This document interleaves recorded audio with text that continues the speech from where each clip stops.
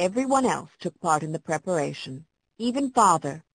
With Rush, he went out into the woods and cut big branches of evergreen to decorate the living room, and then with Willie to help them, they somehow got the piano down from the office to the living room beside the sliding doors. Cuffy had baked hundreds of cookies. There were trays of them cooling all over the kitchen, and if anybody so much as looked hungrily at one of them, she banished him sternly from the premises. And there was punch.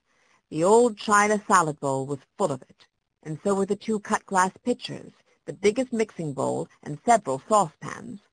Delicious punch, the color of garnets, with little islands of pineapple and orange floating on top. Shortly after 3, the people began to come. Randy, in her flannel bathrobe, saw the first car from the window of Mona's bedroom where she was to dress. Her stomach gave a sort of leap and turned over. She swallowed dryly and said, "Here come the first ones." "Who?" asked Mona, beginning to take the curlers off at last.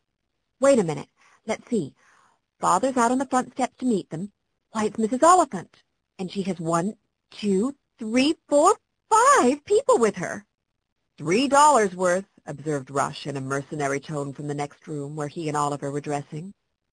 Next came a taxi, which disgorged the whole Janeway family from New York. 6 of them.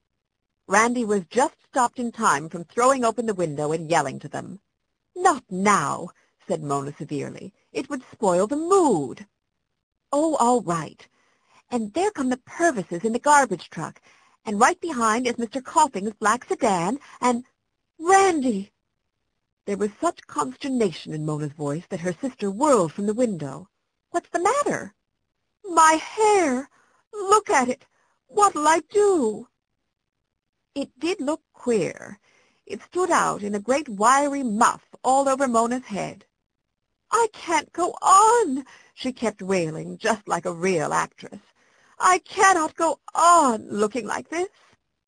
Rush came and stood in the doorway. "Phew!" he whistled with astonishment. "The Brillo Queen." "Oh, go away," said Mona tearfully. "What shall I do, Ran? The more I brush, the more it stands up." "Wait a minute. I'll get Cuffy," said Randy soothingly. "If anybody can fix it, Cuffy can." She ran down the back stairs in her soft ballet slippers.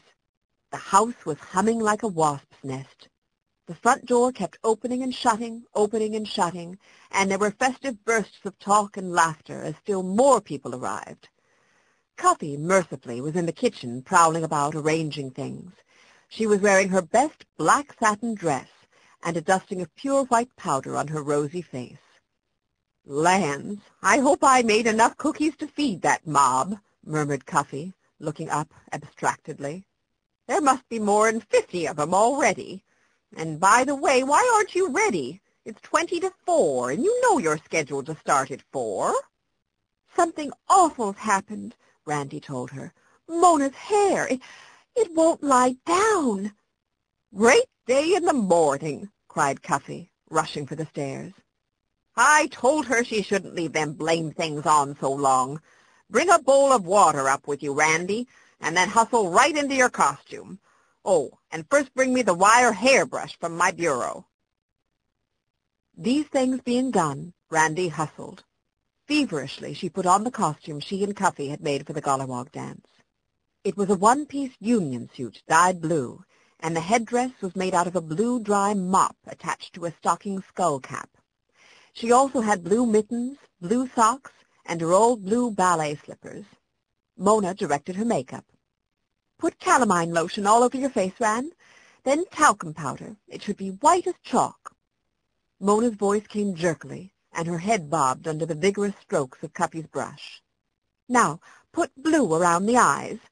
It's there in that little box, and then a big red mouth that turns up at the corners. Here, let me do it. I've had more practice." Cuffy stood waiting, brush in hand. Already the wild hair had begun to subside a little. Maybe it would be all right.